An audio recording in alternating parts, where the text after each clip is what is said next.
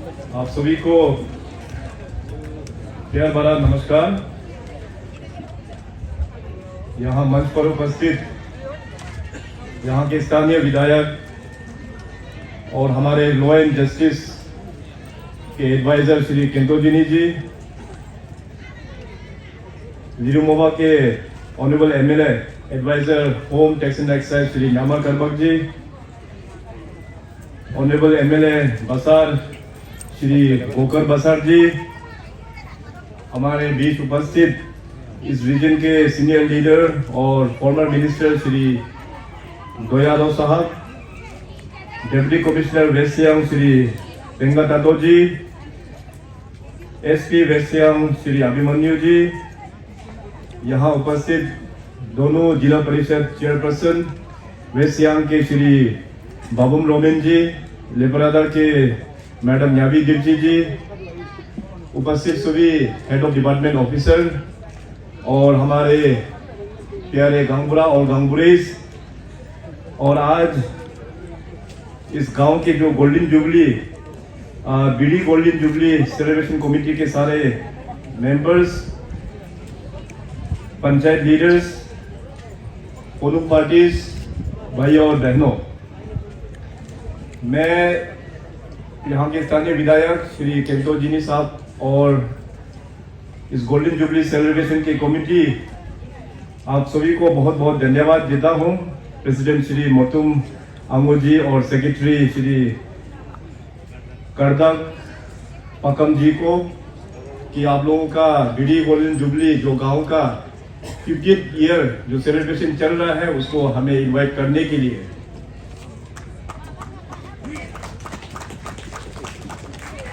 वैसे मेरा अभी आज से लेके मैं पूरा सियांग रीजन में अभी नवंबर और दिसंबर में अभी टूर करने वाला है। आज आपका यहाँ वेस्ट सियांग डिस्ट्रिक्ट में आलो, इसके बाद कंबा एरिया को हम कल कवर करेंगे, फिर बाद में बसर एरिया भी हो गया, उसके बाद फिर नीचे आदि एरिया भी हम कवर करने का मेरा शेड्यूल में हमने रखा हुआ है।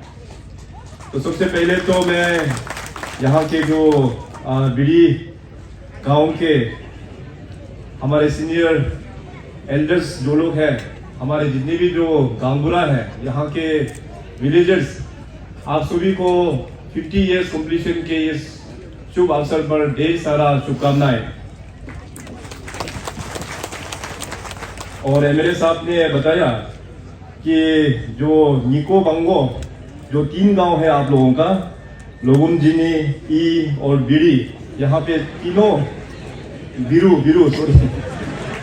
तीनों गांव का यहाँ पे जनता लोग, पब्लिक लोग यहाँ पे आज इस सेलिब्रेशन में भाग लेने के लिए आया हुआ है। तो ये सेलिब्रेशन जो होता है केवल सिर्फ हम लोग ओपो पी के या आपका अपना टिपक दोपक खाना खा के इसमें खत्म नहीं होना चाहिए। जब एमएलए साहब ने जिक्र किया ईटानगर में पर कि अपना बीरू गांव का 50 ईयर सेलिब्रेशन हो रहा है और हमें यहाँ पे जो आलो जब आएंगे तो आप आना पसंद करेंगे, लोग चाहते हैं कि आप आए, तो मैंने कहा जरूर हम आएंगे, क्योंकि गांव का एस्टैब्लिश करके 50 साल हुआ है, हम जरूर आएंगे, क्योंकि उनको आश्वासन दिया है। तो हम लोगों का गांव जो यूनिट होता है वो देश का सबसे इम्पोर्टेंट यूनिट जो है वो गांव होता है, क्योंकि शुरुआत सब चीज गांव से ही होना चाहिए। इसलिए अभी प्राइम मिनिस्टर साहब का लीडरशिप पर अपने राज्य सरकार भी पूरा गांव के डेवलपमेंट में अभी हम लोग फोकस कर रहा है। आज यहाँ इस प्रोग्राम में अपने गालो समाज के बहुत सीनियर लीडर्स लोग भी उपस्थित हैं और इंटेलेक्चुअल्स गालो समाज के आप लोग भी यहाँ पे उपस्थित हैं। तो मेरा आप सभी से ये आग्रह होगा कि हम लोगों का जो डेवलपमेंटल एजेंडा, डेवलपमेंटल प्लान्स जो होता है, हर एक गांव में फोकस होके हम लोगों को प्लान बनाना बहुत ही जरूरी है। बीच में एक वक्त ऐसे भी पूरे देश भर में चल रहा था, केवल अरुणाचल में ही नहीं बल्कि कि माइग्रेशन का काफी प्रॉब्लम, कि गांव से लोग माइग्रेट होके शहरों में बसना शुरू हो गया। गांव अपना डिस्ट्रिक्ट का बात करें तो गांव से रिमोट एरिया से माइग्रेशन करके डिस्ट्रिक्ट हेडक्वार्टर में ओवर क्राउडेड होना, फिर फर्दर फिर कैपिटल एरिया में जाके ओवर क्राउडेड होना, ये हम लोगों के लिए अच्छा इंडिकेशन नहीं है। हम लोगों का अभी एजेंडा होना चाहिए कि वापस फिर अपने गांव में किस प्रकार से उस ओरिजिनलिटी को हम लोग मेंटेन करें। तो सरकार की ओर से भी प्रयास हो रहा है, कम्युनिटी लेवल से भी उसी प्रयास को आप लोग जारी करना है, और हमारे जितने भी ऑनरेबल एमएलए सहयोगी हैं उनका तरफ से भी यही प्रयास चल रहा है। और साथ साथ अभी हम लोगों का पंचायत बॉडी भी हम लोग ने शुरुआत कर दिया है, तो पंचायत बॉडी का भी वही उन लोगों का फोकस पॉइंट होता है कि अपना गांव को किस प्रकार से एम्पावरमेंट करना चाहिए।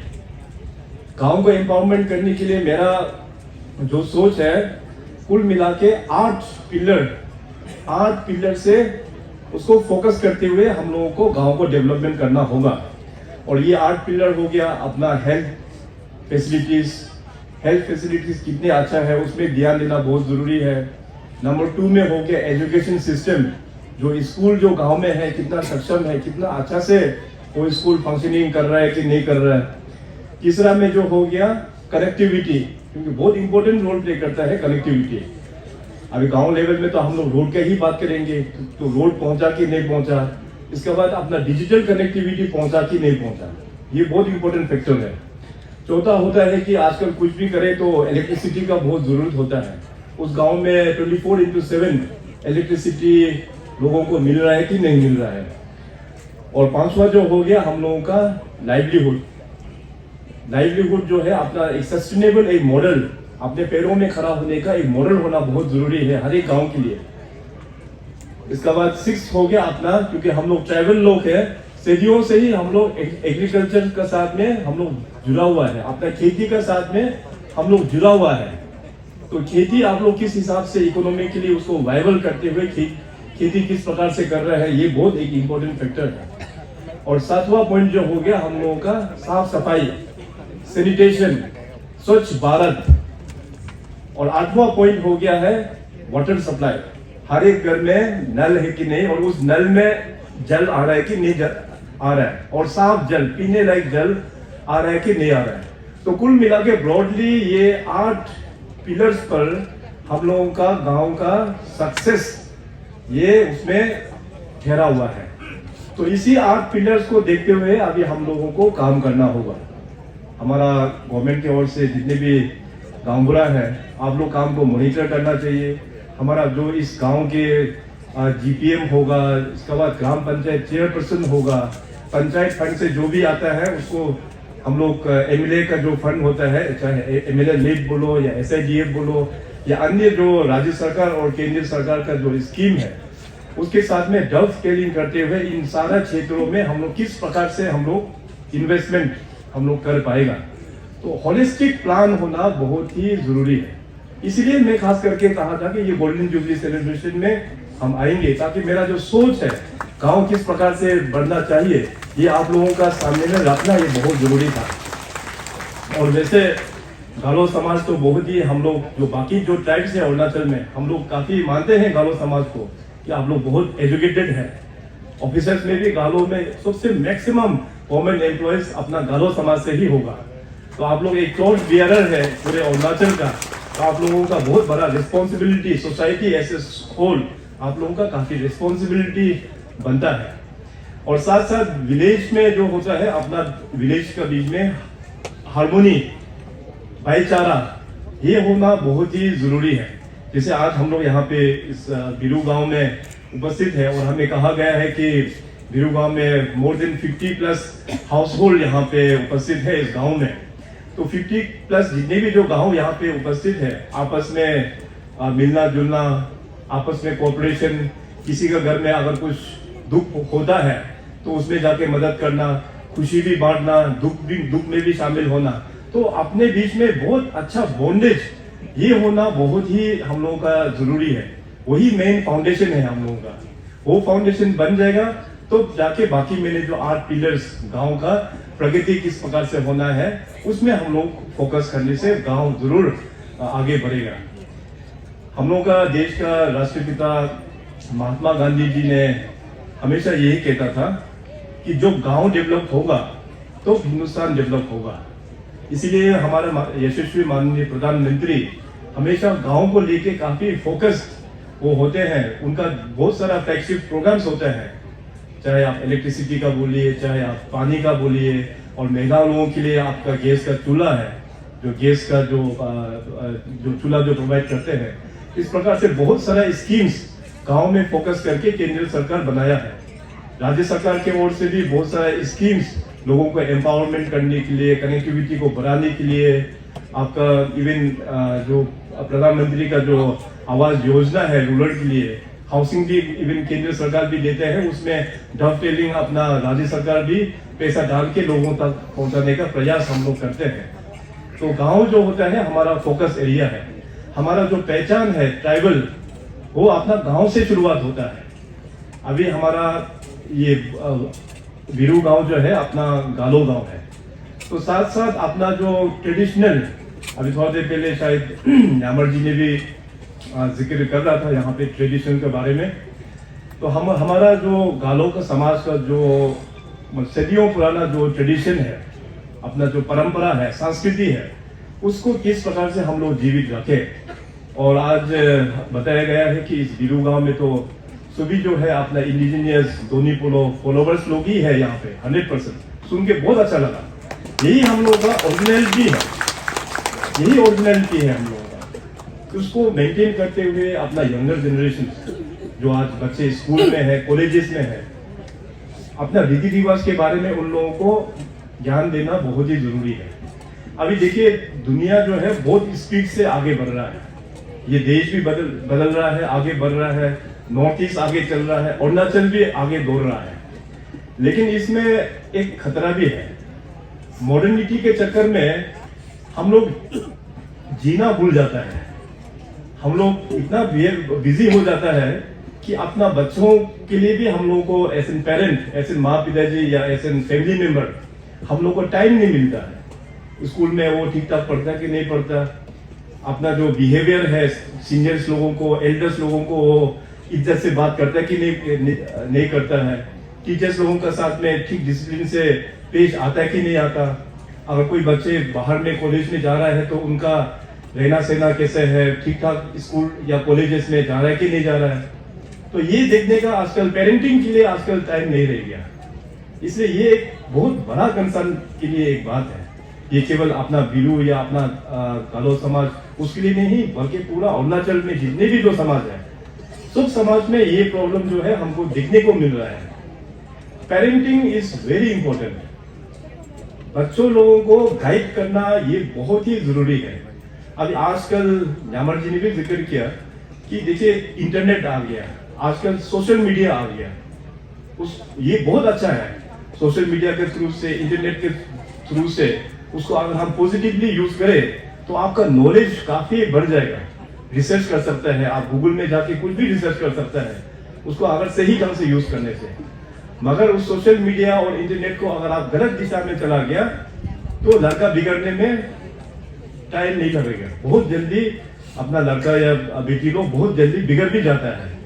इसलिए पेरेंटिंग मैं आज आप सभी से रिक्वेस्ट करता हूं कि हमने जो यहाँ पे जो बात रखा, तो अपना समाज में, अपना दोस्तों के बीच में भी आप लोग इस बात को लेके चर्चा कीजिएगा। Parenting is very important. आज जो बच्चे हैं वही तो हमारा फ्यूचर है। आज जो बच्चा यहाँ पे वीरू स्कूल में जो पढ़ रहा है, जैसे अभी थोड़ी देर पहले सेक्रेटरी साहब ने बता रहा था कि हमारा एमएलए जिनी साहब भी इस वीरू गांव का जो प्राइमरी स्कूल था वहीं से पढ़ के गया। आज देखिए वो लॉयर बन गया और हमारे साथ एडवाइजर है लॉ डिपार्टमेंट का और एमएलए बन चुका है। तो आज जो बच्चा इस वीरू प्राइमरी स्कूल में जो पढ़ रहा है वही कल जाके अपना समाज का फ्यूचर होगा, वही कल जाके अपना राज्य का फ्यूचर होगा और देश का फ्यूचर होगा। लेकिन ये फ्यूचर तो भी होगा जब हम लोग पेरेंटिंग अच्छे से करेंगे, जब एल्डर्स लोग अपना यूथ को अच्छे से गाइड करेंगे। तो ये चीज जो मैं देखा है कि मॉडर्निटी का दौरा, मॉडर्निटी का प्रोसेस में ये जो है हम लोग खोते जा रहा है अपना ग्रिप से। ये एक बहुत बड़ा कंसर्न है।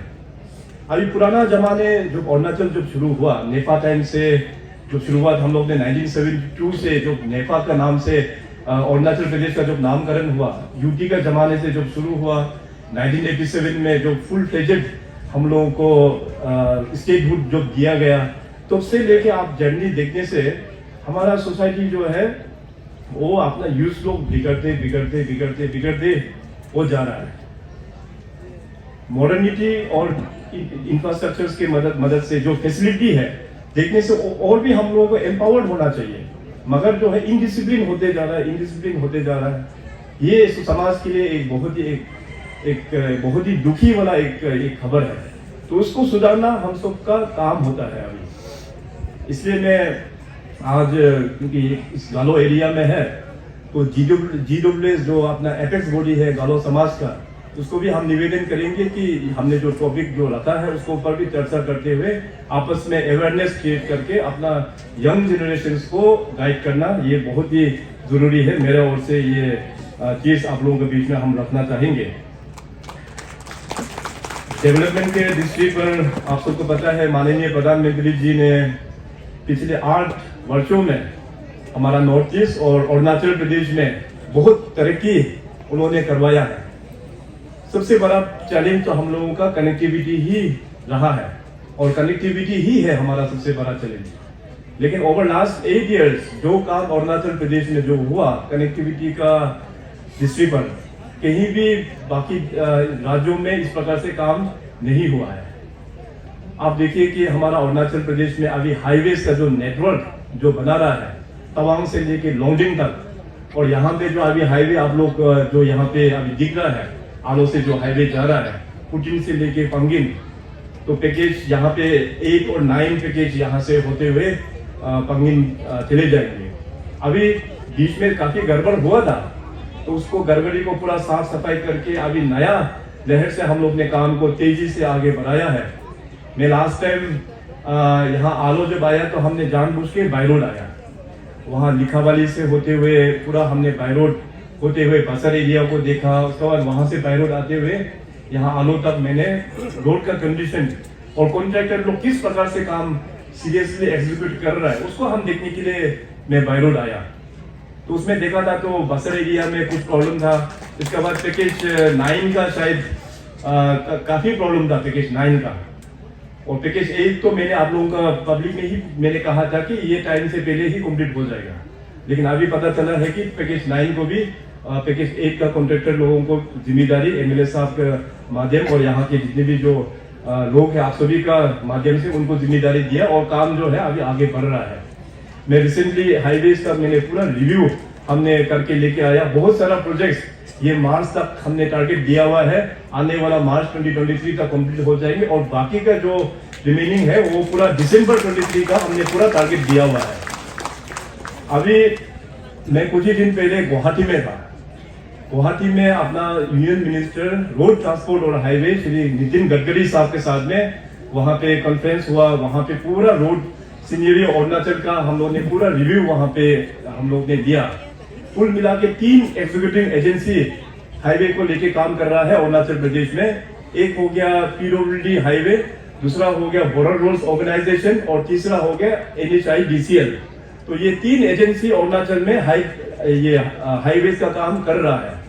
अभी एडिशनल जो हमने पिछले 1 साल में नितिन गडकरी साहब को मैंने जो रिक्वेस्ट भेजा कि अरुणाचल जो है नॉर्थ ईस्ट का सबसे बड़ा राज्य है, और हमारा जो इंटरनेशनल जो बाउंड्री हम लोग जो शेयर करते हैं, भूटान में 250 किलोमीटर, तिब्बत के साथ में करीबन 1200 किलोमीटर, ईस्टर्न साइड में म्यांमार के साथ में करीबन 550 किलोमीटर।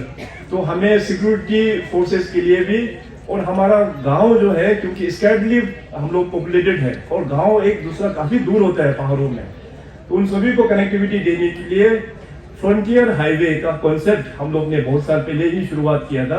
उसको हमने गडकरी साहब को रिक्वेस्ट किया, और साथ साथ इंटर कनेक्टिविटी उसको भी रिक्वेस्ट जो भेजा है। तो इस बार का गुवाहाटी वाला मीटिंग में गडकरी साहब वाज काइंड एनफ कि सारा प्रोजेक्ट को उन्होंने सैंक्शन कर चुका है। कुल मिला के अभी एडिशनल हाईवे अभी जो बनेंगे 2500 kilometre, 2500 kilometre of additional highway projects in Arunachal Pradesh, जिसका लागत होगा 44,000 करोड़। 44,000 करोड़ से ये प्रोजेक्ट जो है अभी बनना शुरू होगा। आज मैं इस कार्यक्रम के बाद में फिर शाम को बैडमिंटन का भी वहां पे प्रोग्राम है, और उस बीच में मैंने एमएलए साहब को कहा कि कल रात को गडकरी साहब का मैसेज आया कि आज शाम 5:30 बजे जो प्रोजेक्ट उन्होंने जो अनाउंसमेंट किया उसको फिर दोबारा इमीडिएटली वो अभी रिव्यू मीटिंग भी ले रहा है। तो इस प्रकार से बहुत ही तेजी गति से अभी केंद्र सरकार और राज्य सरकार लोगों को बेनिफिट और फैसिलिटी इंफ्रास्ट्रक्चर को बढ़ाने के लिए हम लोग काम कर रहा है। तो आज 5:30 बजे हमको थोड़ा सा टाइम देना होगा आप लोग, हम यहाँ से सर्किट हाउस में बैठ के उस वर्चुअल मीटिंग जो अरुणाचल के साथ में रखा है उसको हमको ज्वाइन करना होगा। तो देखिए कि आज़ादी के बाद में अभी 75 ईयर्स हम लोग आज़ादी का अमृत महोत्सव हो गया। अभी हम लोग अमृत काल की तरफ हम लोग बढ़ रहा है। अमृत काल मतलब 100 ईयर्स जो आएंगे अभी से नेक्स्ट 25 ईयर्स, तो उसमें नरेंद्र मोदी जी जैसे लीडर सही वक्त में उन्होंने देश का कमान संभाला। नहीं तो आप लोग खुद याद कीजिए वो दिन जो पूरा इस दुनिया में जो कोविड महामारी जो फैला, तो दुनिया का क्या स्थिति था उसमें, बड़ा ही एक डर सा एक माहौल एक था, आदमी से डरना पड़ता था उस वक्त पर। ऐसे सिचुएशन में नरेंद्र मोदी साहब ने लीडरशिप देते हुए उस देश को कोरोना वायरस से पूरा बचाया, और उस चैलेंज को अपॉर्चुनिटी में उन्होंने कन्वर्ट करके आत्मनिर्भर भारत का पिलर उन्होंने खड़ा किया। तो आज देखिए वोकल फॉर लोकल, हमारा जो लोकल जो प्रोड्यूस होता है उसमें हम लोग को इंटरेस्ट देना है, उसको मार्केट में हम लोगों को प्रायोरिटी देना है। इस प्रकार से उन्होंने वोकल फॉर लोकल का नारा देते हुए पूरा देशवासी अभी लोकल प्रोडक्ट्स के लिए काफी वो लोग बेचैन होता है। तो इस तरह का पहचान, और खास करके वोकल फॉर लोकल का जो थीम में हमारा ट्राइबल प्रोड्यूस के लिए बहुत ही अच्छा है। हमारा पूरे अरुणाचल प्रदेश में अलग अलग टाइप्स है, हमारा सभी टाइप्स का अलग अलग कॉस्ट्यूम होता है, टेक्सटाइल्स डिजाइन्स अलग अलग होता है, और हमारा ईटिंग हैबिट भी अलग अलग होता है, अलग कुजीन्स होता है, और अलग अलग produce, horticulture produce, agriculture produce भी बहुत वेराइटी का होता है। तो उसको देखते हुए अभी हम लोग राज्य सरकार भी उस वोकल फॉर लोकल को प्रमोट करने के लिए बहुत सारा कार्यक्रम और लोगों को एम्पावरमेंट हम लोग दे रहा है through self help group, women's का सेल्फ हेल्प ग्रुप के माध्यम से बहुत एम्पावर हम लोग कर रहा है। तो मैं अनुरोध करेंगे कि जैसे मैंने सस्टेनेबल का बारे में बात किया, आत्मनिर्भर, तो आपने इस गांव में भी इस गांव में बिरू गांव में हो गया, चाहे ई में हो गया, चाहे लोगमजिनी में हो गया, तो आप लोग सेल्फ हेल्प ग्रुप का जो मॉडल है, यहाँ पे अभी डीसी साहब और कंसर्न जो ऑफिसर है उन लोगों से गाइडेंस लेते हुए सेल्फ हेल्प ग्रुप का मॉडल से आप लोग शुरुआत करने से लोकल इकोनॉमी और आपका लोकल प्रोड्यूस जो है वो आगे बढ़ेगा। और धीरे धीरे जैसे मैंने कहा कि अपना एक गांव का एक स्पेशल एक प्रोडक्ट भी होना चाहिए, ताकि लोगों को पता चले कि ये प्रोडक्ट जो है हाँ सिर्फ बिरू गांव में ही मिलता है। इस तरह का प्रोड्यूस आप लोगों को धीरे धीरे मार्केट में लेके आना होगा। अभी वो वक्त चला गया जो हम लोग पूरा सरकारी नौकरी करना है, सरकारी जॉब करना है, वो सरकार चाहे जो भी सरकार आओ सबको गवर्नमेंट जॉब हम लोग दे नहीं पाएगा, क्योंकि गवर्नमेंट जॉब नंबर 1 तो उतना जरूरत भी नहीं है, और सेकेंडली गवर्नमेंट जॉब मैं तो हमेशा कहता हूँ जिसका पास कैपेबिलिटी है गवर्नमेंट जॉब में तो जाके फंस जाता है, केवल उसको सरकारी काम करना है, अपना ये पर्सनल बिजनेस या पर्सनल चीज कुछ भी कर नहीं पाता है। जिसका पास कैपेसिटी है वो खुद अपना एक एंटरप्रेन्योर बन जाए, अपना खुद का भी तरक्की हो जाएगा, अपना रिलेटिव्स का भी तरक्की कर पाएगा, अपना समाज को भी तरक्की कर पाएगा। तो जिसका पास में क्वालिटी होता है, मैं तो बोलूंगा कि सरकारी नौकरी में जाके आप फंस मत जाओ, उल्टा आप एंटरप्रेन्योर बन के अपना समाज को और भी आप लोग आगे बढ़ पाएगा। अभी पहले तो जब सिस्टम जो ठीक ठाक नहीं था अरुणाचल प्रदेश में, सरकारी नौकरी में भी आप सबको पता था कि स्टाफ सिलेक्शन बोर्ड बैठाने से पहले जो सिस्टम जो था कि सभी मिनिस्टर लोग हो गया, एमएलए लोग हो गया, ऑफिसर लोग हो गया, या किसी का सरकार में इन्फ्लुएंस जिसका है वही लोग नौकरी जो है आपस में बांट के अपने ही लोगों को दे देता था। उसमें इंजस्टिस देखिए, गरीब लोगों को कितना बड़ा इंजस्टिस होता था उसमें, जिसका इन्फ्लुएंस नहीं है, सरकार में इन्फ्लुएंस नहीं है। माँ पिताजी तो पढ़ाता है बेचारा अपना बच्चों को एक आशा में कि वो भी शायद गवर्नमेंट नौकरी कर पाए, मगर उसको अपॉर्चुनिटी नहीं मिलता था। तो इस चीज को देखते हुए हमने स्टाफ सिलेक्शन बोर्ड का गठन किया। अभी आज देखिए स्टाफ सिलेक्शन बोर्ड के माध्यम से पूरा एज पर मेरिट सभी को नौकरी अभी अच्छा मिल रहा है। जिसका पास टैलेंट है, जिसका पास ये क्वालिटी है, वही लोग अभी जाके सरकारी नौकरी अभी कर पा रहा है। तो इस प्रकार से रिफॉर्म्स भी अरुणाचल प्रदेश में काफी हम लोग ने लेके आया। अभी उस वक्त जो पुराना सिस्टम में शायद हमने भी नौकरी काफी दिया होगा, क्योंकि उस वक्त में स्टाफ सिलेक्शन बोर्ड नहीं था। क्योंकि मैं मुख्यमंत्री बनने से पहले मिनिस्टर तो रह चुका है मैं भी, तो हमने भी किसी को कंटीजेंसी, किसी को अपना ये कुछ नौकरी तो दिया होगा हमने भी। लेकिन उसमें अभी हम किसी भी सरकार या किसी भी लीडर को ब्लेम करके फायदा नहीं है, क्योंकि उसमें सिस्टम नहीं था। तो मैं देखा कि ये सिस्टम तो गलत है। ये सिस्टम को अगर कंटिन्यू करने से अरुणाचल में एक बहुत बड़ा एक बाद में जाके एक बहुत बड़ा एक इंजस्टिस होते हुए लोगों में एक बहुत एक फायर एक हो सकता है अरुणाचल में। इसलिए स्टाफ सिलेक्शन बोर्ड को हम लोग ने कंसीव करके उसको हम लोग ने अभी उसको सही तरीका से अभी चल रहा है। अभी नौकरी क्रिएट करना वो गवर्नमेंट का काम होता है।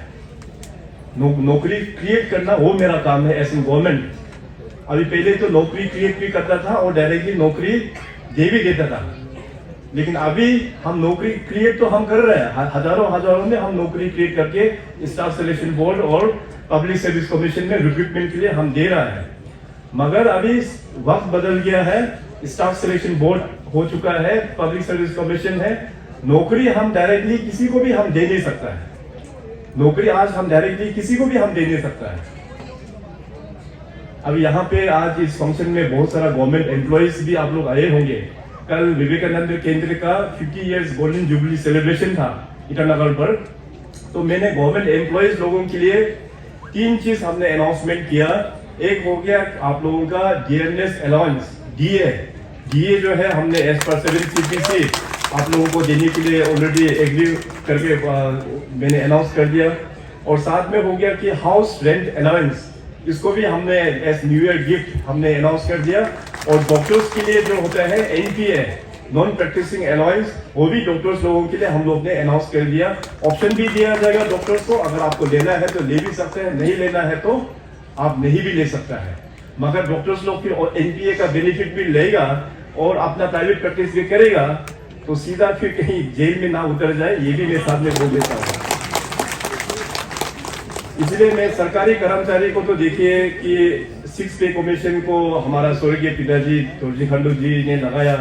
7 पे कमीशन हमने इंट्रोड्यूस करके आप लोगों को दिया। जितने भी गवर्नमेंट एम्प्लॉइज है, इसको ऊपर अभी जितने भी जो DA हो गया है, HRA हो गया है, NPA, तो गवर्नमेंट जितना हो सके अपना गवर्नमेंट एम्प्लॉइज को फैसिलिटी दे रहा है। अभी वापस में हम भी तो एक्सपेक्ट करेंगे कि गवर्नमेंट एम्प्लॉइज अराउंड 68,000 जो रेगुलर एम्प्लॉइज है, आप लोग डेडिकेट होके अपना जनता के लिए आप लोग सर्विस देंगे। मैं थोड़ी देर पहले मैं नौकरी का इसलिए जिक्र कर रहा था कि नौकरी क्रिएट करना सरकार का काम होता है। अभी मेरे पास नौकरी देने का पावर नहीं है, मगर नौकरी खाने का पूरा पावर है मेरे पास। जो काम ठीक से नहीं करेगा, नौकरी खाया भी है, बहुत खाया है हमने, और भी खाएंगे हम, अगर गवर्नमेंट एम्प्लॉइज लोग पब्लिक का वेलफेयर में अच्छा से डेडिकेटेडली काम नहीं करेगा तो देखो अपना अरुणाचल प्रदेश है। हम लोगों को अपना राज्य के बारे में अगर मैं नहीं सोचेगा, अगर हमारा अरुणाचल के ट्राइबल, हमारा ऑफिसर्स, अगर हमारा यहाँ के एजुकेटेड यूथ लोग नहीं सोचेगा, तो कौन सोचेगा भाई। अभी हम लोगों का जो सोच विचार को थोड़ा सा ब्रॉडन करना होगा, थोड़ा बड़ा से हम लोगों को एक होलिस्टिक वे से हम लोगों को सोच के काम करना होगा। हमारा अरुणाचल ये पहचान कहीं भी हो, मैं चाहे मनपा हूँ, मैं यहाँ गालों में कुछ इश्यूज होता है, कुछ तकलीफ होता है, तो आप लोगों के बारे में हमको सोचना चाहिए। वहाँ तिरप चालांग लोडिंग में लोगों का कुछ प्रॉब्लम होता हो तो हम सब अरुणाचल लोगों को सोचना चाहिए। इस प्रकार से हम लोगों का जो पैन अरुणाचल जो फीलिंग है, हम सबको काम करना ये बहुत ही जरूरी है। बाकी अभी इस कॉन्स्टिट्यूंसी का डेवलपमेंट के लिए हमारा माननीय MLA श्री किंतो जिनी साहब फर्स्ट टाइम MLA है। मैं आप सभी को तहे दिल से आप सभी को धन्यवाद भी प्रकट करता हूं कि आप सभी ने मिलके उनको अनोपोज कर दिया था 2019 इलेक्शन में। उनसे पहले जो यहाँ के रिप्रेजेंटेटिव था, हमारा अपना ही सहयोगी और अपना ही फैमिली मेंबर जैसे है, जरगर गामलिन साहब, तो उन्होंने अपना नॉमिनेशन को रुक के इनको सपोर्ट करके अनकॉन्टेस्ट करके भेजा है। तो जरगर गामलिन साहब को भी हमारा ओर से बहुत बहुत धन्यवाद। आज सवेरे मैं जो सर्किट हाउस का जो उद्घाटन किया है, जब मैं मुख्यमंत्री बनने का बाद जब आलो आया था 5-6 साल पहले, तो मैं देखा कि सर्किट हाउस जो बहुत बिगड़ा हुआ था, उस वक्त में जरगर साहब एमएलए था। तो मैंने जरगर साहब को कहा कि यहाँ पे एक सर्किट हाउस नया बनाना जरूरी है। तब से प्लान हम लोग ने कंसीव करके शुरुआत किया। अभी जिनी साहब आके पूरा काम को तेजी गति से आगे बढ़ा के आज सर्किट हाउस का भी एक नया उद्घाटन, बहुत अच्छा सर्किट हाउस है, एक नया अच्छा प्रॉपर्टी आप लोगों को मिला हुआ है। तो अभी यहाँ का एमएलए साहब एजुकेटेड भी है, एक विजनरी भी है और सभी लोगों का साथ लेके चलने वाला व्यक्ति भी है। जो हमारा पार्टी का जो हमारा जो संकल्प है, सबका साथ सबका विकास और सबका विश्वास और सबका प्रयास, तो इसमें इस आधार पर संकल्प पे चलने वाला हमारा ये एमएलए साहब है। तो हमें उम्मीद है कि जो भी डेवलपमेंटल स्कीम्स आज में लिस्ट अगर पढ़ना शुरू करेगा तो काफी सारा काम हम लोग ने सैंक्शन करके इस कॉन्स्टिट्यूंसी के लिए, इस डिस्ट्रिक्ट के लिए दिया हुआ है। क्योंकि आज एक पॉलिटिकल मीटिंग नहीं है, आज एक सोशल सेलिब्रेशन का एक है। मैं ज़्यादा डिटेली वहाँ पे नहीं जाऊँगा, केवल इतना ही कहूँगा कि देखिए लीडरशिप जो होता है बहुत इम्पोर्टेंट होता है, चाहे कम्युनिटी लीडरशिप हो चाहे पॉलिटिकल लीडरशिप हो। लीडरशिप सही होने से तो जाके अपना रास्ता जो है वो क्लियर कट हो जाता है और तो डेवलपमेंट भी तेजी से होता है। इसलिए लीडरशिप चूज करने में हम लोगों को गलती नहीं होना चाहिए। लीडरशिप अगर गलत चूज के आ गया तो फिर, क्योंकि विजन नहीं होता है लीडर के पास में और प्रेशर में दब जाता है। लीडर को पब्लिक से प्यार करने वाला लीडर चाहिए, पब्लिक का जितने भी जो ग्रीवेंसेस है उसको सोल्व करने वाला एक लीडर चाहिए। और लीडर ऐसे भी होना चाहिए कि अगर पब्लिक लोग गलत दिशा में जा रहा है तो उसको भी गाली दे के समझा के उसको भी सही रास्ता पे लेके आने वाला ऐसे वाला लीडर चाहिए। तो हमारा ये मानना है, जो यहाँ के स्थानीय विधायक किंतो जिनी साहब है, बहुत अच्छा लीडर है, हमारा काफी करीबी दोस्त भी है। अपना दो यादव साहब का ही फैमिली, दो यादव साहब तो अपना ही फैमिली का ही जैसे है, बहुत ही एल्डर है। तो हम उम्मीद करेंगे कि आने वाला नेक्स्ट, वैसे चुनाव का माहौल तो नहीं है, मगर 24 को भी आएंगे तो दूसरा फिर दोबारा से आप लोग उसको अनकॉन्टेस्ट करके ये बेचना बहुत जरूरी है। और एक दो चीज मैं अपना भाषण खत्म करने से पहले आप लोगों को यहाँ पे हम बताना चाहेगा कि देखिए अभी सोशल इश्यूज में अगर आलो वेस्ट सियांग का डिस्ट्रिक्ट में अगर देखें तो वैसे छोटा मोटा चैलेंज तो काफी होगा, लेकिन हमारा ओर से ब्रॉडली मैं लग रहा हूँ कि दो प्रॉब्लम जो है वो काफी एक इम्पोर्टेंट और बहुत ही कंसर्न वाला इश्यूज है यहाँ पे। एक तो हो गया, आप लोग तो काफी एजुकेटेड लोग हैं, पहले भी मैंने कहा था ये एनक्रोचमेंट वाला मैटर को है, अभी जो हो गया वहीं तक बंद करके रखना है। हमारा जो डीसी साहब है, बहुत ही एफिशिएंट डीसी साहब है, अपना यहीं का ही इस डिस्ट्रिक्ट का ही डीसी साहब है, तो पर्सनली इंटरेस्ट लेके गवर्नमेंट ने ऑलरेडी हम लोग ने कैबिनेट में एक लैंड का एक पास भी किया था कि जहां जहां एनक्रोचमेंट हो गया उसको किस प्रकार से रेगुलराइज करना है फाइन के साथ में, वो कैबिनेट ने मैटर ऑलरेडी पास करके रखा हुआ है। तो उसको अभी डीसी साहब का पूरा टीम आप लोग टाउनशिप एरिया में उसको एग्जीक्यूट करना है। देखना है कि उसमें अगर ग्रीन जोन और रेड जोन बोल के कैटेगरी दिया हुआ है, तो उसमें अगर दूसरा कैटेगरी ग्रीन जोन में आता है उसको रेगुलाइज कर सकते हैं तो रेगुलाइज कर लीजिए फर्दर, लेकिन एनक्रोचमेंट नहीं होना चाहिए। क्योंकि गालो समाज, मैंने जो कहा कि बहुत ही एजुकेटेड समाज है, तो आपके यहाँ पे एनक्रोचमेंट होना, करप्शन होना, ये मतलब शोभा नहीं देता है ये सब चीज। आप लोग तो टॉर्च बियरर है, आप लोग तो बहुत ही वेल एजुकेटेड लोग हैं। जो वेल एजुकेटेड आदमी इस प्रकार से जो गड़बड़ हो जाता है तो फिर बाकी जो है उसमें ही तो इन्फ्लुएंस होकर चला जाता है, गलत रास्ता पे चला जाता है। तो एनक्रोचमेंट मैटर एक है, आप लोग इस चीज को गंभीरता से देखना बहुत जरूरी है। और दूसरा जो है एक सोशल इशू, ये ड्रग्स का इशू है। अभी यहाँ आलो में भी बहुत सारा अपना जवान लड़का लड़की लोग ड्रग्स का सेवन करते हुए बेचारा वो लोग उस बीमारी में वो लोग लपेट में आ गया होगा। तो इस ड्रग्स कल्चर को भी यहाँ से हम लोगों को ड्रग्स को कैसे रुकाना है, ये समाज का सबसे बड़ा एक एजेंडा होते हुए इसमें पूरा हम लोग जन भागीदारी से लेते हुए इस ड्रग्स को अपना सोसाइटी से, इस राज्य से एलिमिनेट करना ये बहुत ज़रूरी है। हमारा फ्यूचर है, हमारा जो यूथ लोग हमारा फ्यूचर है, और वही फ्यूचर आज ड्रग्स का सेवन करके वो जो खत्म हो जाता है तो ये पूरा समाज का और राज्य का हम लोगों का नुकसान है। तो ये ड्रग्स के ऊपर में आप लोग चर्चा कीजिए। राज्य में भी हमारा मुख्यमंत्री के अंतर्गत में कमेटी बना हुआ है, डिस्ट्रिक्ट में डीसी के अंदर भी हम लोग कमेटी बना हुआ है। और वैसे ड्रग्स का जो रिहेबिलिटेशन में यहाँ पे जो मदर्स एसोसिएशन है, मैं लास्ट टाइम उस रिहेबिलिटेशन सेंटर में भी मैं गया था, तो बहुत अच्छा काम यहाँ के महिला लोग कर रहा है। ऐसे ऑर्गेनाइजेशंस को सरकार की ओर से सक्षम बनाना बहुत ज़रूरी है। ऑलरेडी मैंने फाइनेंस प्रिंसिपल सेक्रेटरी और हेल्थ का जो है उनको ऑफिसर को मैंने बोल दिया है कि यहाँ आलो में जो मदर्स लोग जो चला रहे हैं रिहेबिलिटेशन सेंटर, उसको और भी स्ट्रेंथनिंग करना बहुत ज़रूरी है। ये ड्रग्स जो है एक ऐसा एक चीज़ है कि अभी यहाँ में बहुत सारा फैमिलीज ऐसे भी होगा कि अभी तक ड्रग्स का सेवन करने वाला, मतलब ड्रग्स लेने वाला अपना घर पे कोई नहीं भी हो सकता है। आप लोग सोचेंगे कि मेरा घर में तो कोई ड्रग्स लेने वाला नहीं है बोल के आप बैठेंगे, मगर ये ड्रग्स जो कैसे घर में पहुंच जाता है यूथ का बीच में आपको पता ही नहीं चलेगा। इसलिए आप लोग पेरेंटिंग में, इससे स्टार्टिंग में ही मैंने शुरुआत किया था पेरेंटिंग, अपना बच्चों के साथ में दोस्त जैसे बिहेव करके उनको कंफर्ट जोन में लेके आना है अपना ही ये बच्चा लोगों को। अब वो जमाना चला गया कि अभी महापिता जी मार के एक जमाना हुआ करता था, जरा बच्चा को पढ़ाई नहीं करता बोल के भी ठीक से मारता था, काम नहीं करता बोल के भी मारता था। आजकल वो मारना पीटने वाला कल्चर जो है वो चला गया। आजकल अपना बच्चा का साथ में धीरे धीरे एक दोस्ती के रूप में, एल्डर के रूप में इस तरह से घुल मिल करके पेरेंटिंग करना बहुत अच्छा, ये बहुत जरूरी है। इसलिए ड्रग्स जो है आपको घर में कब घुस जाएगा पता नहीं चलेगा, जो पता चलेगा तब तक लेट हो चुका होगा। और जो भी अभी बेचारा जो ड्रग्स एडिक्ट हो चुका है, ये वो एक बीमारी है।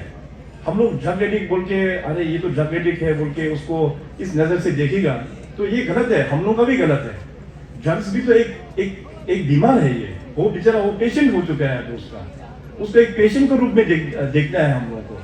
जैसे आज बीमार होते हैं तो हम लोग हॉस्पिटल लेके जाते हैं, दवाई देते हैं, डॉक्टर से इंजेक्शन जो भी ट्रीटमेंट करते हैं, ऑपरेशन करते हैं। तो ये ड्रग्स जो एडिक्ट हो गया, हम लोग सोसाइटी में उसको टेबू करके ये वो तो ड्रग एडिक्ट है, इस तरह से जो लैंग्वेज जो यूज करते हैं समाज में, ये बहुत गलत है। बेचारा वो ड्रग का सेवन करके एडिक्ट हो गए, वो पेशेंट हो गया, अभी वो तो बीमार हो गया वो ड्रग्स के चक्कर में। तो पेशेंट के एंगल में देखते हुए उसको एनकरेज करना चाहिए कि देखो आप ठीक होगा, आप रिहेबिलिटेशन सेंटर में चलो, आप पूरा ठीक होगा। उसको एनकरेज करना चाहिए कि रिहेबिलिटेशन सेंटर में बैठिए। और घर में अगर अपना कोई फैमिली मेंबर्स में से ड्रग सेवन करने वाला है, उसको भी एनकरेज करके रिहेबिलिटेशन सेंटर में आप लोग लेके जाइए। घर में रखेगा, लोगों को पता चलेगा तो फैमिली शर्म होगा, मैं शर्म होगा। ऐसे सोचने से तो और भी ड्रग्स को डोज जो है वो लेते जाएगा और ऐसा एक पॉइंट आएगा कि वो वापस नहीं आएगा। फिर वही ड्रग्स उसको फिर अपना जिंदगी से भी उठा कर लेके चला जाएगा। तो हम लोगों को इस ड्रग्स को बोल्डली हम लोगों को सामना करना है। जो एडिक्ट हो गया है वो एक पेशेंट है, उसका नजर से देखते हुए उसको हम लोग ठीक करना बहुत ही जरूरी है। और इतना कहते हुए, और यहाँ के जो आज बिरू गांव का जो 1 पॉइंट मेमोरेंडम जो सबमिट किया है, कंस्ट्रक्शन ऑफ प्लेग्राउंड, खेल कूद बहुत ही इम्पोर्टेंट है, एक्सरसाइज बहुत इम्पोर्टेंट है, क्योंकि आजकल हम लोगों का खाना पीना काफी लग्जरी हो गया। पुराना वक्त में तो जो रोड वगैरह नहीं था तो सब लोग पैदल जाके, हेल्थ भी बहुत अच्छा हुआ करता था, मगर खाना पीना तो अच्छा होते जा रहा है, मगर एक्सरसाइज फिजिकल एक्टिविटी बिल्कुल हो नहीं पा रहा है। इसलिए खेल कूद एक्सरसाइज, सुबह में वॉक कीजिए, शाम को वॉक कीजिए।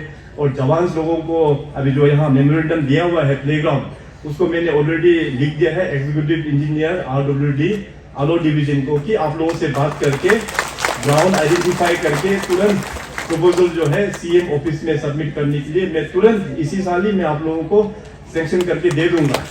और फिर आप लोग अच्छा से बनाना, और यूथ लोगों को वहाँ फुटबॉल खेलिए, वॉलीबॉल खेलिए, क्रिकेट खेलिए, जो भी गेम खेलना है, लेकिन खेलिए जरूर। वो अपना बॉडी के लिए भी अच्छा होता है। स्पोर्ट्स खेलने से आदमी बहुत डिसिप्लिन भी होता है, ये बहुत इंपॉर्टेंट होता है। इससे स्पोर्ट्स का साथ में हमेशा हम लोग जुड़ने का कोशिश करना चाहिए। तो इन्हीं चंद शब्दों के साथ में आप लोग ने इस golden jubilee celebration Biru village में हमें बुलाया और हमारा जो व्यू पॉइंट है कि गाँव को किस प्रकार से जो आइडिया है, हमारा जो सोच है, आप लोगों के बीच में रखने का जो मौका दिया उसके लिए बहुत बहुत धन्यवाद। And once again many many congratulations, बहुत बहुत शुभकामनाएं। Thank you. जय हिंद, जय अरुणाचल।